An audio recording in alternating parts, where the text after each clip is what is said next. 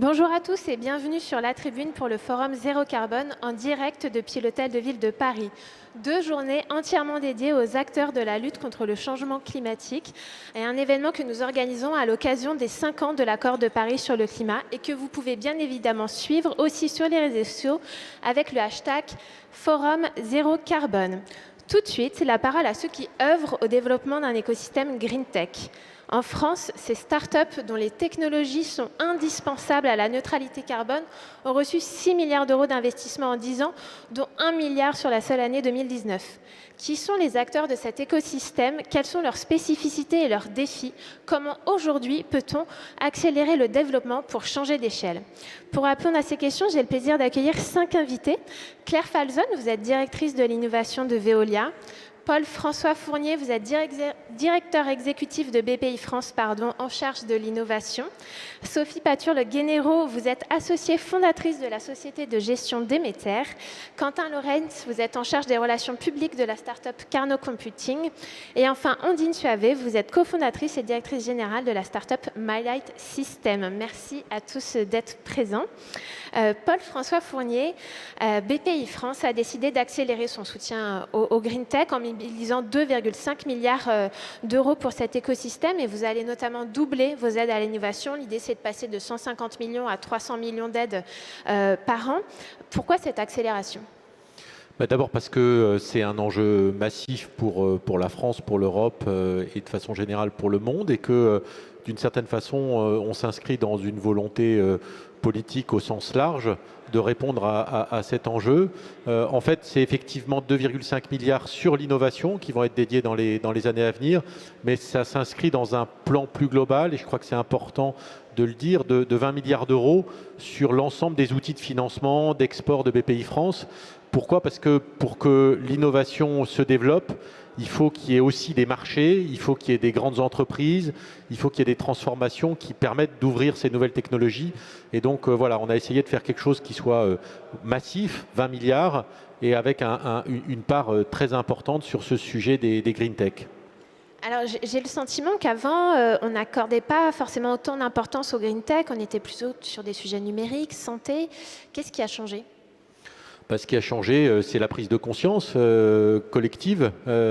C'est vrai que ces sujets étaient des sujets sur lesquels on avait un certain nombre de financements, mais probablement pas à la hauteur de l'enjeu.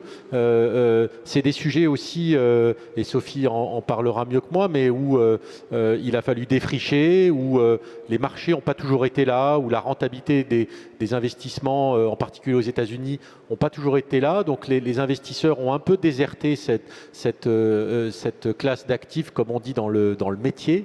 Mais aujourd'hui, encore une fois, les choses sont en train massivement de changer et donc il y a des conditions qui, je crois, sont en train de se réunir.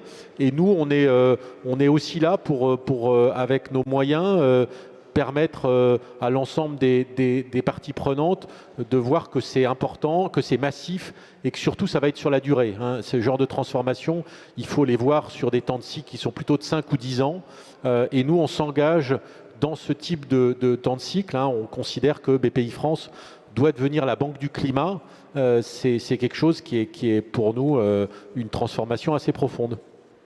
Alors Sophie Paturle-Guénéraud, effectivement, il y a bien une société d'investissement qui a eu cru très tôt à la transition énergétique, c'est Déméter, créée en 2005, il y a donc 15 ans. Vous êtes d'abord concentré sur le capital développement, puis lancé dans l'amorçage en 2012. Aujourd'hui, vous portez quel regard sur l'écosystème Green Tech? Comment a-t-il évolué? Et puis surtout, peut-être que vous pouvez nous dire quelques mots sur vos premiers investissements à l'époque. Bien sûr, oui, avec plaisir. Oui, en s'étant lancé il y a 15 ans, j'ai vraiment l'impression d'être un dinosaure ici. Je fais aussi partie des survivants parce que ça n'a pas été un long fleuve tranquille, la transition écologique, et financer les entreprises Green Tech, ça a été compliqué. Ça a été compliqué à une certaine époque aussi. Pourquoi ? Parce qu'on avait un environnement dans lequel la réglementation était très forte et les technologies n'avaient pas encore apporté une réponse. La prise de conscience n'était pas là et on entendait couramment dire « ça ne marchera jamais ». Le ça ne marchera jamais aujourd'hui, on est convaincu que ça peut marcher. Je prends plaisir l'exemple du solaire, parce que moi je suis une convaincue de l'énergie solaire, donc je le mets en avant dès que possible. En 2006, on disait ça ne marchera jamais. Nous avions accompagné Solaire Direct, qui aujourd'hui est dans le groupe Engie. Et on se rend compte qu'en moins de 10 ans, le coût de production de l'énergie solaire a été divisé par 10. Le coût de stockage au cours des 5 dernières années a été divisé par 5. Et le coût de production du kilowattheure solaire aujourd'hui est inférieur au coût du kilowattheure produit par l'énergie nucléaire ou bien d'autres énergies. Donc, ça veut dire quoi? Ça veut dire qu'aujourd'hui, les green tech, la production d'énergie notamment verte, est devenue compétitive en termes de marché et n'a plus besoin d'être soutenue et de coûter très cher en termes de finances publiques. Ça, je crois que c'est le deuxième point fondamental après celui que mettait en avant Paul François, à savoir la prise de conscience. La prise de conscience de tout un chacun, que ce soit nous, autour de la table, que ce soit les politiques, que ce soit les industriels, que ce soit les financiers. Donc de l'argent, aujourd'hui, est disponible pour sauver la planète, parce qu'on a tous compris qu'il n'y avait pas de planète B. Voilà. Les technologies sont là, et les finances, il y en a, vous mettiez en avant là, les chiffres de France Invest, la commission climat de France Invest, on l'a créée il y a 10 ans. Pourquoi? Justement parce qu'on était un peu isolés, comme vous le disiez, il fallait évangéliser. Et il y a 10 ans, on investissait à peu près 250 millions d'euros par an. On a investi 1,2 milliard l'an dernier. Et les uns et les autres autour de la table, on s'est dit combien on va investir dans les prochaines années. On a pris l'engagement d'investir à horizon 2030 5 milliards d'euros par an. x5, ce que l'on fait aujourd'hui, mais c'est ce qu'on a fait entre il y a 10 ans et aujourd'hui, x5. Hein, donc c'est tout à fait faisable. Et aujourd'hui, des belles histoires. Je parlerai d'Aledia, une belle histoire, 2012, des LED qui seront bientôt dans vos écrans. Insect, c'est une très belle histoire dans les fermes pour fabriquer des protéines à partir d'insectes. Alors, les technologies, elles sont là, mais elles ont mis du temps. Parce qu'on n'est pas comme dans le numérique où ça va moins vite. Et le financier... C'est qu'elles ont des spécificités. Voilà. Ces technologies, elles mettent du temps à être développées. Et pourtant, en France, on a de réels atouts. On a de réels atouts dans l'énergie. On a aussi de réels atouts dans le monde agricole, si je mets Insect dans le monde agricole. Voilà. Donc, moi, je suis très confiante. On a relevé le défi technologique. La prise de conscience est là. Les finances sont aussi disponibles. Et puis, on en a ici déjà autour de la table, il y a une vraie qualité des entrepreneurs, un écosystème qui s'est construit. Je pense qu'on a tous les atouts pour accélérer. Et la France a une carte à jouer, selon moi, dans ces domaines. Dans ce que vous racontez, on voit bien effectivement que cet écosystème en fait, s'appuie sur des technologies de rupture. On parle de deep tech, de technologies qui sortent de labos de recherche, etc. Et justement, en fait, on a à notre table 2 green tech qui vont pouvoir nous donner un aperçu de leur technologie et témoigner peut-être des obstacles qu'elles ont pu rencontrer lors de leur développement. Andine Suave, votre start-up MyLight System permet d'optimiser l'autoconsommation d'énergie solaire. Pourquoi avoir misé sur l'autoconsommation d'abord ? Alors, la mission de MyLight, qui est plus grande, c'est déjà de transformer une des premières sources de consommation d'énergie, qui est le bâtiment, en une source de production d'énergie. Et on ne veut pas attendre la RE 2020 et toutes les réglementations, parce que le défi se passe aussi dans les bâtiments anciens et la rénovation, et l'autoconsommation solaire est une des réponses pour faire cette transformation. Alors Sophie l'a déjà mentionné, le solaire a intrinsèquement des atouts extrêmement forts.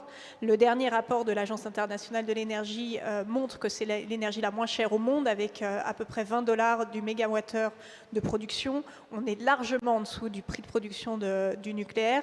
Donc déjà intrinsèquement, aujourd'hui, produire de l'électricité solaire permet de produire à bas coût de l'énergie verte et propre. Elle permet aussi de le produire localement. Ça, c'est extrêmement intéressant. Le panneau solaire peut se déployer partout. Je ne dirais pas sur le toit du bâtiment dans lequel on se trouve pour des raisons esthétiques, mais en tout cas à Paris, vous avez des sources de potentiel de déploiement du photovoltaïque un peu partout. Et en face de ça, vous avez eu un autre phénomène qui est le phénomène du hausse du prix de l'électricité pour les ménages. Il faut savoir qu'aujourd'hui, un ménage dépense en électricité à peu près 1 400 € par an. C'est un vrai budget. Il y a eu à peu près 50% de hausse depuis 2007 du prix de l'électricité à la consommation. Donc vous avez ces deux phénomènes. Vous avez l'arrivée d'une technologie qui vous permet de produire de manière pas chère localement sur un toit de maison, et vous avez en parallèle une hausse du prix de l'électricité. Cette hausse, on peut imaginer qu'elle va continuer, alors non seulement à cause de la hausse des prix, mais aussi à cause de l'électrification des usages, dont on parle peut-être pas assez.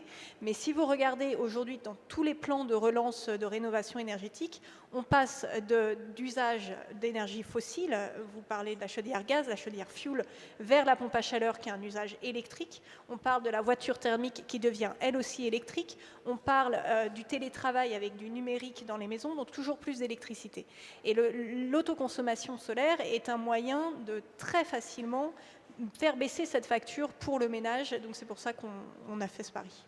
Et concrètement, comment votre solution optimise cette autoconsommation, puisque c'est aussi là qu'il faut mettre. Alors, c'est vrai que le défi de l'autoconsommation solaire, c'est le défi de toutes les énergies renouvelables, c'est l'intermittence.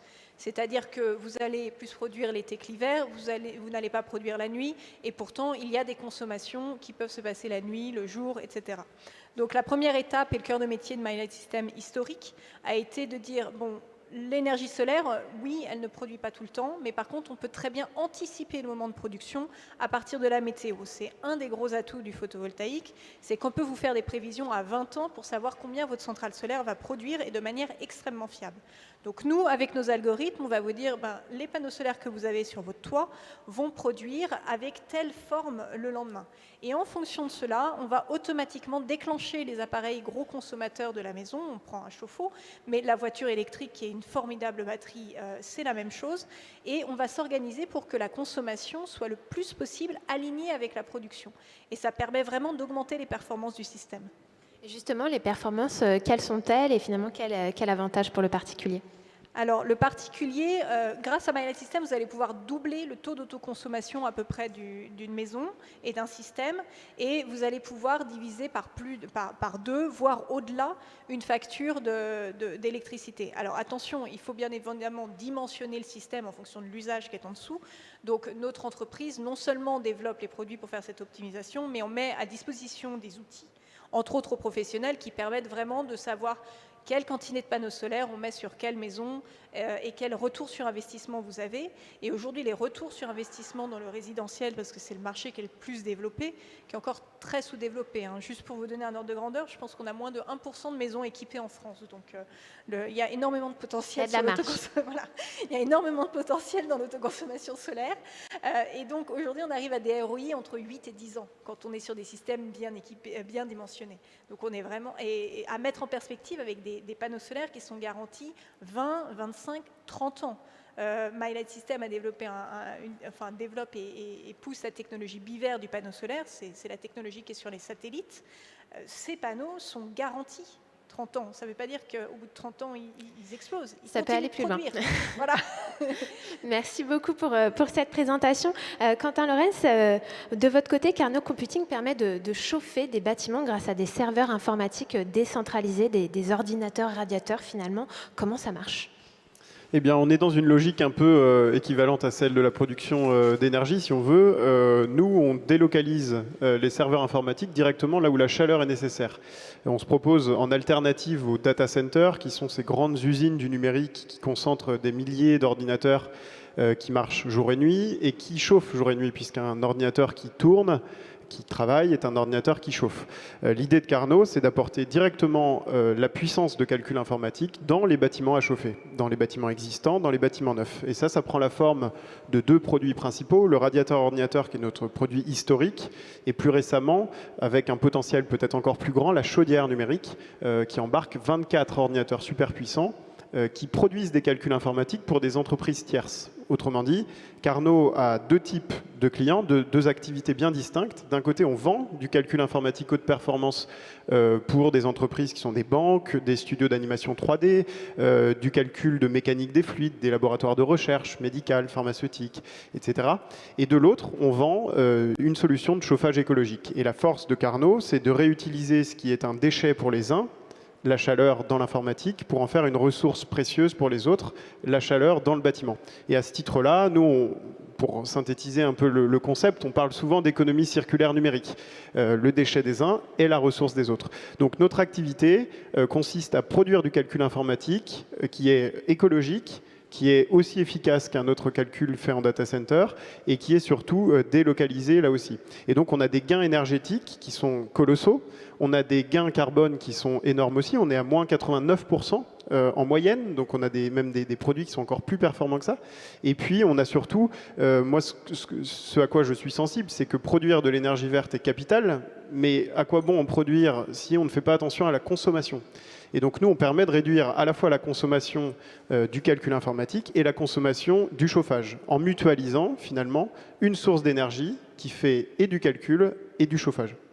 Et on se prive en fait des besoins de refroidissement également qui sont propres au data center. Exactement. Alors je crois que le temps imparti ne me permettra pas de dresser la problématique. On ne va pas aller dans les détails effectivement, mais est-ce que vous center. pouvez juste nous donner un exemple d'installation de ces radiateurs ou de ces chaudières numériques? Oui, alors un bâtiment moi, qui me tient particulièrement à cœur est à Bordeaux. On a presque 350 radiateurs qui chauffent des logements sociaux du bailleur social Gironde Habitat et des bureaux du conseil départemental de la Gironde. Donc monsieur et madame qui habitent dans un logement se chauffent grâce à la chaleur des serveurs qui tournent peut-être pour une banque, peut-être pour un labo de recherche, peut-être pour un studio 3D. Ça, c'est un très joli bâtiment qui chauffe depuis 3 hivers maintenant et qui donne pleine satisfaction. Ce que j'ai omis de dire, c'est que le chauffage, la chaleur fatale informatique qui est valorisée est gratuite.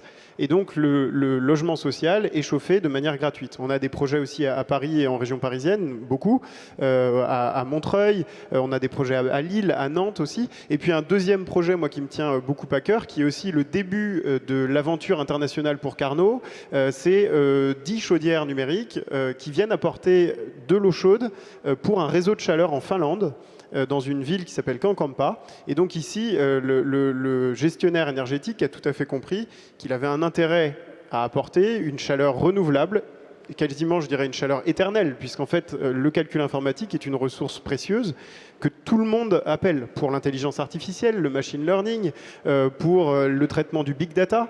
On est devant une montagne énorme et alors nous, on propose une solution qui est par essence, by design en bon français, absolument écologique. Et alors, Carnot est ce qu'on appelle une vieille green tech, entre guillemets. Vous avez déjà 10 ans, mais vous n'avez pas forcément connu un développement fulgurant dès vos débuts, comme on peut le voir dans certaines startups du numérique. Comment vous l'expliquez ? Alors, je suis content que vous me posiez la question, je vous remercie. L'activité est arrivée très tôt, en 2010, à l'heure où, je pense que Sophie pourrait le confirmer, les préoccupations environnementales étaient encore assez menues. Donc, on est arrivé en proposant de chauffer des bâtiments avec des ordinateurs, et de l'autre côté, de proposer du calcul informatique qui était dans les logements sociaux pour les clients de calcul. Vous représentez l'histoire, c'est quand même un peu perturbant. Donc, on est arrivé très tôt, à l'heure où, je dis souvent, l'écologie se résumait à éteindre la lumière quand on quittait une pièce et à trier les déchets, si je caricature un petit peu. Et donc, on est arrivé très tôt. Dans deux secteurs qui sont relativement, comment dire, pour ne pas être trop vexant, assez conservateurs. Donc, on a dû, nous aussi, faire nos preuves. Alors ça, c'est le lot de toutes les jeunes entreprises qui débarquent avec un modèle nouveau. Hein. C'est-à-dire qu'on n'arrive pas avec simplement une idée. Il faut montrer que ça fonctionne. Donc, on a dû montrer au bâtiment que c'était des solutions qui fonctionnaient. On a montré de côté calcul aussi qu'on était aussi efficace qu'un autre fournisseur, qu'un Google, qu'un Amazon ou qu'un OVH. Et donc, on a, nous, une efficacité à prouver. Et donc, on a percé petit à petit. Je vous dirais aussi que la réglementation ne favorise pas toujours l'arrivée de technologies de rupture.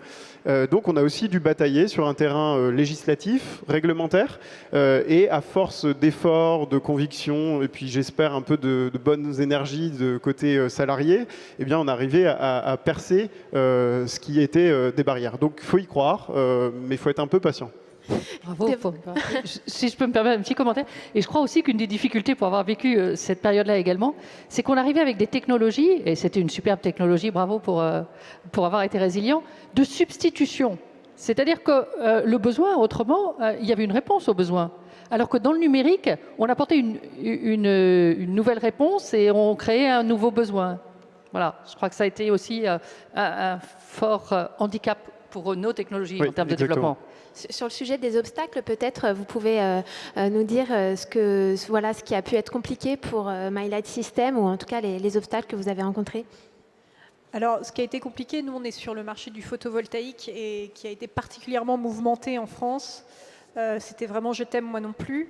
Donc avec un démarrage, on va dire pour 2006-2007, extrêmement subventionné. Énormément de visibilité. À l'époque, c'était le Grenelle de l'environnement, donc ils ont mis énormément d'argent sur la table, le gouvernement, et quelque part un peu trop et un peu maladroitement surtout. Donc ça a créé une bulle, comme souvent quand on essaye de subventionner un marché, qui derrière a commencé à faire extrêmement peur, et vous avez probablement suivi l'actualité ces derniers mois. On est encore en train d'essayer de rattraper cette maladresse et la manière dont a été subventionné le solaire historiquement en 2007, 8, 9, jusqu'à fin 2010, où là il y a subitement eu ce qu'on a appelé le moratoire. Donc ils ont figé toutes les aides d'un coup, du jour au lendemain, et tout le milieu a été pendant 3 mois dans un flou le plus total. On ne savait pas ce qu'allait se passer.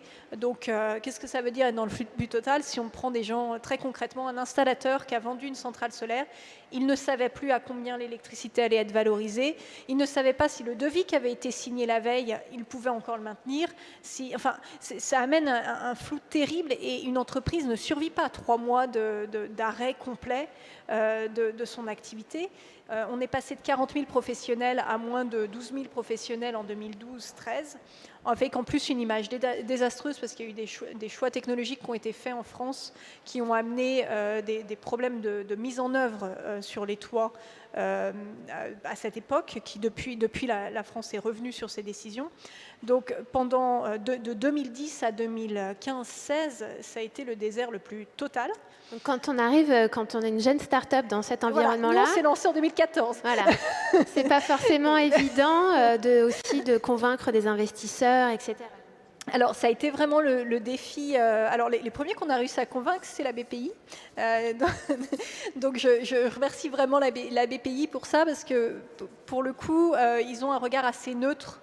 Il y a énormément d'aide et de soutien. Dans notre cas, c'était un prêt à l'innovation, et qui nous a permis de démarrer et de tenir ces 3 premières années assez difficiles.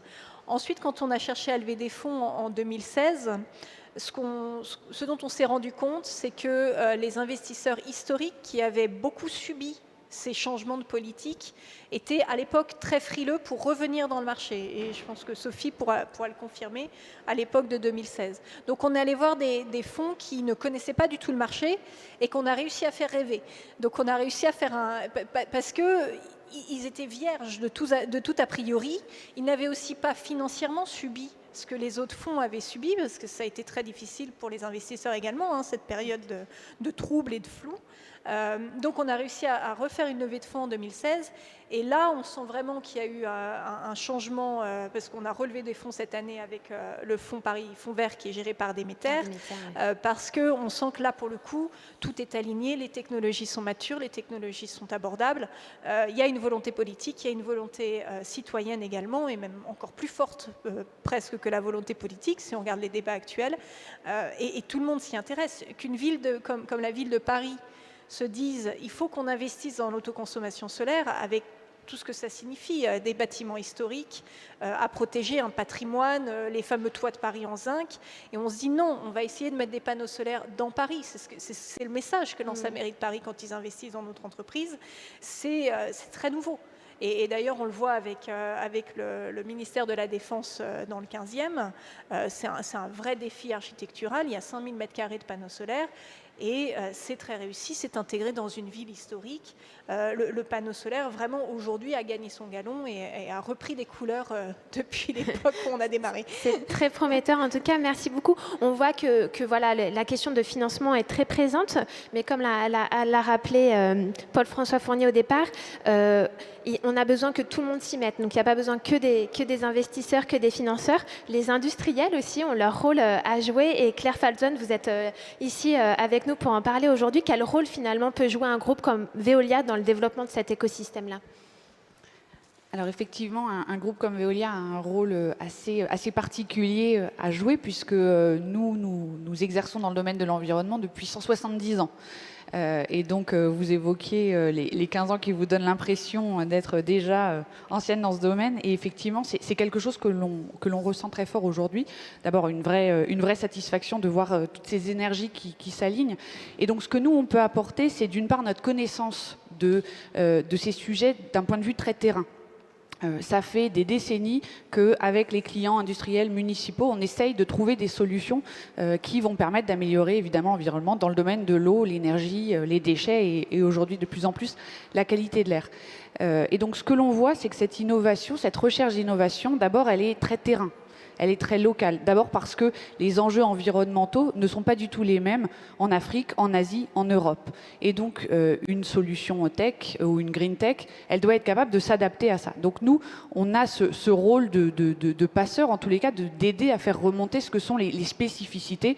La question du climat en Australie ou en Europe continentale n'a rien à voir. Ça, c'est un premier élément.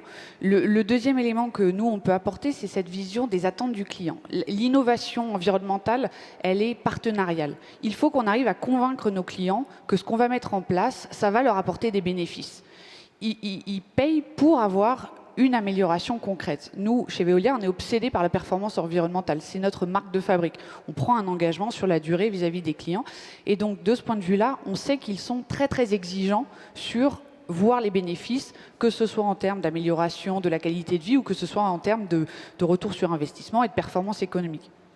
Donc le rôle qu'on a envie de jouer dans cet écosystème, c'est vraiment un rôle d'operating partner, de partenaire opérationnel auprès des startups, des PME qui demain grandissent, de leur servir de tremplin. Et de ce point de vue-là, c'est vraiment quelque chose qui est gagnant-gagnant parce que nous, notre rôle n'est pas d'être propriétaire de toutes les technologies que demain on va déployer sur le terrain. Nous, ce qui nous intéresse, c'est d'amener à chaque cas la meilleure technologie. Et donc, plus on a autour de nous un écosystème de green tech actif, et plus on est heureux parce qu'on a plein de solutions à amener à nos clients. Alors, on comprend bien, votre choix, c'est pas d'investir dans ces startups, votre métier, c'est pas de financer. L'idée, c'est de développer des partenariats. Concrètement, comment vous faites pour faciliter ces partenariats? Est-ce qu'il y a une organisation spécifique, un guichet unique mis en place pour travailler avec ces acteurs-là? Ouais. Effectivement, on n'a pas fait le choix, par exemple, d'investir dans un fonds de corporate venture et d'être nous-mêmes investisseurs parce qu'on considère que notre rôle et notre spécificité n'est pas d'aller lever des fonds, n'est pas de gérer un portefeuille financier. Il y a des gens, notamment autour de cette table, qui font ça brillamment. Et donc, nous, on ne le fera jamais aussi bien. Nous, notre rôle, c'est encore une fois de détecter et d'accompagner ces startups. La manière dont on travaille, c'est d'une part de sensibiliser déjà tous nos opérationnels. On est 180 000 dans le monde, présents dans 45 pays, de les sensibiliser à ces écosystèmes-là qui existent localement. Il y en a en France, il y en a partout dans le monde. Et donc notre travail, c'est d'acculturer nos collaborateurs à l'open innovation, à se dire, voilà, il peut y avoir des solutions hyper intéressantes dans cette start-up que je n'avais pas identifiée. Donc, c'est d'avoir des partenariats avec des incubateurs. On en a en Inde, on en a en Asie, on en a en Amérique du Nord. Donc, c'est cette veille permanente. Et après, ce que l'on essaye de faire, c'est nous, effectivement, d'avoir une espèce de funnel qui quelque part, est alimenté par cet écosystème local et puis qui nous aide, nous, à prioriser les besoins, soit de nos opérationnels qui ne sont pas couverts, et dans ce cas-là, comment est-ce qu'on lance des hackathons? Il y en a en ce moment à Nevers, d'ailleurs. Si des startups nous écoutent dans ce coin-là, n'hésitez pas, mais il y en a tout le temps, en fait. Il y en a un peu partout. Et donc, ce qu'on essaye de faire, c'est de faire remonter toutes ces idées terrain pour voir ce qui fonctionne bien, le disperser après à travers le groupe, et quand il y a des manques, lancer des hackathons, des challenges pour identifier des nouvelles solutions. Et alors, en quelques mots, si des startups nous regardent aujourd'hui, quelles sont vos priorités d'innovation, vos thématiques phares? Ouais. Alors Veolia s'est doté il y a 2 ans maintenant d'une raison d'être qui a été déclinée ensuite en priorité opérationnelle. Dans le domaine de l'innovation, on a identifié 6 thématiques qui sont notamment autour de l'adaptation au changement climatique, des nouveaux services énergétiques pour aller vers l'énergie décarbonée, par exemple, la bioconversion que vous évoquiez tout à l'heure. Donc je peux dire un mot de nos priorités 2021. On avance très fort sur le sujet de la qualité de l'air intérieur. On a aujourd'hui des technologies. Le sujet clé, c'est celui de la performance au long cours de ces technologies. Installer un purificateur d'air, si c'est pour faire exploser la consommation énergétique, ça n'est pas soutenable. Si ce purificateur d'air, il ne fonctionne pas au bout de 6 mois, ça n'est pas soutenable non plus. Donc, qualité de l'air avec engagement de performance. Capture du carbone et réutilisation du carbone, deuxième priorité clé. On commence à maîtriser des technologies de capture du carbone, mais si c'est pour viser de les réinjecter dans le sol tel quel, il nous semble qu'il y a un risque. Donc l'intérêt, c'est comment est-ce qu'on peut réutiliser ce carbone une fois qu'il a été séquestré. Et puis tout ce qui est lié à l'intelligence artificielle, notamment dans le domaine énergétique, c'est évident. Mais aujourd'hui, on ne pourra pas faire l'économie d'une réduction de notre consommation d'énergie et on pense que le digital a un rôle clé à jouer. Merci beaucoup. Paul-François Fournier, la France a-t-elle le potentiel de fabriquer des leaders internationaux de la green tech? Est-ce qu'on peut fabriquer des licornes vertes? Oui, mais je pense que c'est l'enjeu d'abord, et c'est une ambition raisonnable qu'on doit avoir. Moi, je pense qu'on a en fait tous les éléments, et je trouve que cette table ronde est assez symbolique de qu'est-ce qu'il faut pour réussir. Il faut d'abord des entrepreneurs, c'est quand même la base pour réussir, et on a une génération jeune, ambitieuse, et qui est, je crois, complètement née avec cette volonté de changer le monde qu'on leur a gentiment laissé. Et donc voilà, et en plus ces entrepreneurs, ils ont une génération d'entrepreneurs avant eux qui ont réussi, et ils vont pouvoir capitaliser sur ce savoir-faire. Il faut des fonds et des investisseurs.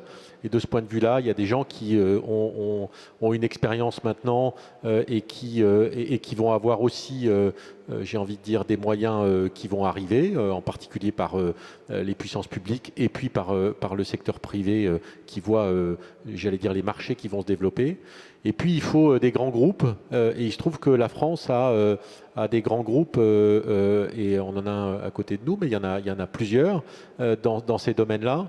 Parce que de temps en temps, il faut aussi avoir la puissance de frappe pour investir des centaines de millions et des milliards d'euros pour industrialiser. Ce n'est pas toujours le métier des fonds d'investissement. À un moment, il faut aussi qu'il y ait des industriels qui reprennent, même si c'est bien de créer des grandes entreprises. Et puis, le dernier point, c'est qu'on a des technos. Si on veut réussir 2050, c'est-à-dire le zéro carbone, on sait à peu près aujourd'hui, de façon certaine, que si on ne change pas l'équation, on n'y arrivera pas. À techno constante. À techno constante, on peut se le dire, je crois, raisonnablement, on n'y arrivera pas. La bonne nouvelle, c'est que on a en magasin, en France en particulier, beaucoup de techno, beaucoup de savoir-faire. On a lancé, nous, un grand plan Deep Tech pour accélérer le transfert de techno, pour faire en sorte que ces technos sortent des laboratoires et commencent à créer des entreprises, que des fonds vont investir, qui vont être achetés par des grandes entreprises. On a 30 ans pour faire ça, c'est juste ce qu'il faut, pas beaucoup plus. Et donc, il faut s'y mettre, et on est tous en train de s'y mettre. Je crois que c'est l'énergie de ce matin est assez symbolique de l'ambition qui va se développer. Et là, on a quelques green tech qui sont en forte croissance. On peut Alors, donner quelques exemples. en plus Sophie en a parlé, mais quand on a des Aledia ou des insectes qui montrent qu'on est capable de créer des grandes entreprises qui sortent de labos du CEA pour Aledia, hein. C'était une chaîne de quelques chercheurs au labo il y a 10 ans de ça, et qui aujourd'hui construisent une usine à Grenoble, ou Insect qui construit une énorme usine à Amiens. On voit bien qu'en plus, on touche aussi à des questions de société, c'est-à-dire on voit bien qu'on parle de souveraineté, on parle de réindustrialisation. On peut aligner les vecteurs entre la technologie, les sujets d'emploi et d'usine, et de maîtrise des technologies industrielles. Hein. Et tout ça est assez synergétique, et je crois que c'est intéressant de voir que tout peut, d'une certaine façon, servir cette ambition collective du zéro carbone. Merci Sophie Patulle. Peut-être un mot sur les domaines qui vous paraissent les plus porteurs aujourd'hui dans le large écosystème de la transition écologique. Alors, c'est important, merci de cette question, parce que la transition écologique, on dit maintenant, c'était la transition énergétique au départ. Ça montre bien que le secteur s'est considérablement élargi. Et en fait, tous les secteurs d'activité sont en train d'être pénétrés par ces technologies qui permettent de vivre en économisant nos ressources, en étant beaucoup plus efficient d'un point de vue énergétique, et en créant également des activités dans les territoires, comme vient de le dire Paul-François, c'est-à-dire que toute cette décentralisation en fait, de la production qui est en train de se mettre en œuvre, et grâce au digital, on peut faire du massif en étant très implanté dans le territoire, et les territoires, on est ici dans un hôtel de ville, sont en train de se réapproprier aussi cette transition écologique, enfin de se l'approprier, pas de se le réapproprier, de se l'approprier, et donc de créer des petits écosystèmes qui sont et vertueux d'un point de vue transition écologique, et vertueux d'un point de vue économie sociale, et vertueuse d'un point de vue création de l'emploi et constitution, je crois, d'un élan de solidarité. On l'a vu aussi, on est encore dans cette période de Covid qui a été extrêmement dure, hein, mais qui nous a aussi montré qu'il y avait un véritable élan de solidarité qui pouvait se constituer. Et je terminerai mes propos en disant que dans tous ces sujets qui sont production, efficacité énergétique, on a parlé de traitement de l'air à l'instant, d'économie circulaire, économie des ressources, hein, on reuse le carbone, on reuse la chaleur produite. Il y a encore beaucoup de choses à créer, et là on a nos formidables entrepreneurs. On a l'exemple de 2 entrepreneurs, ils sont jeunes, ils ont du talent, ils ont de l'ambition. Et nous, on est là pour les accompagner, on a créé un écosystème. Donc je terminerai sur un grand élan d'espoir. Nos grands groupes sont là, ils savent travailler maintenant avec les startups. Je crois qu'ils ont aussi beaucoup appris. L'open innovation, c'est quelque chose qui est aujourd'hui une véritable réalité. Ça ne l'était pas il y a 15 ans ou même 20 ans. Enfin, je parle de 15 ans parce qu'on a démarré. Et je fais un petit clin d'œil. On a beaucoup de souscripteurs qui sont de corporate. Veolia était le premier. Donc, je rends hommage à l'ancienneté de cette maison. Donc, tout est là. Toutes les conditions sont réunies pour qu'on puisse réussir ce véritable challenge. Et on n'a pas le choix. Merci beaucoup. Je vois l'heure qui défile, donc on va peut-être finir en donnant la parole à nos deux startups présentes. Quelles sont vos perspectives de développement à chacun d'entre vous? J'ai l'impression que malgré le Covid, on en a parlé, malgré cette crise, voilà, ça ne va pas freiner finalement cet élan dans l'écosystème Green Tech. Alors, clairement, ça ne va pas freiner notre élan ni le travail. On a réussi à faire de la croissance cette année aussi. Comme chaque année, on continue à croître. Aujourd'hui, le groupe que je gère va compter plus de 70 personnes, donc on n'est plus négligeable, on n'est plus des simples startups. L'année prochaine, on doit doubler de chiffre d'affaires. On ne va pas doubler complètement de personnel, mais en tout cas, on va atteindre plus de 100 personnes. Donc, on est extrêmement optimiste parce que je vous dis, on sent qu'aujourd'hui, on est soutenu effectivement avec les grands groupes, parce que nous, on a des partenariats avec des gens, avec des grands groupes depuis le début, par les investisseurs et également par les institutions. La BPI a été à nos côtés aussi depuis le début. Donc, on est extrêmement optimiste. Merci beaucoup. Quentin Lorez, peut-être un mot sur les perspectives. 2 petits mots. D'abord, nous, on a aussi bénéficié de financement public, que ce soit de la BPI sous forme de prêt ou bien d'aide publique de la région ou même de l'État. On a levé des fonds récemment, ce qui nous a permis nous aussi de recruter. On est une 50aine aujourd'hui chez Carnot. Et ça, moi, ça me tient beaucoup à cœur. Paul-François le disait tout à l'heure, derrière des entreprises, la tech, l'écosystème Green Tech, tout ce qu'on veut, en réalité, il y a des entreprises qui emploient, qui proposent des solutions d'avenir. Et donc, c'est du très concret, in fine. Nous, on est très contents. On est en train de se poser la question de nos locaux, qu'il faut encore agrandir. On a, nous aussi, un chiffre d'affaires qui est multiplié par 2 depuis 2 ans. Donc, ça suit aussi en termes d'emploi, en termes de projets. Et donc, voilà, les perspectives pour Carnot sont très bonnes, très réjouissantes. On a la chance, je pense, de faire partie de ce wagon qui est plutôt en tête de file, que ce soit, encore une fois, sur le calcul informatique ou sur la partie chauffage. Et un dernier petit mot pour l'anecdote. On a produit, nous, le dernier film des Mignons grâce aux infrastructures chaudières numériques, radiateurs. Et donc, voilà à quoi potentiellement peuvent servir aussi les entreprises Green Tech en France. Merci pour cette petite anecdote. Merci à tous les 5 pour ces échanges très riches. Merci à vous qui nous suivez en ligne ou depuis les réseaux sociaux avec le hashtag Forum Zéro Carbone. On se retrouve dans quelques minutes pour parler du rôle crucial de la finance pour accélérer la transition écologique dans les villes. À très vite.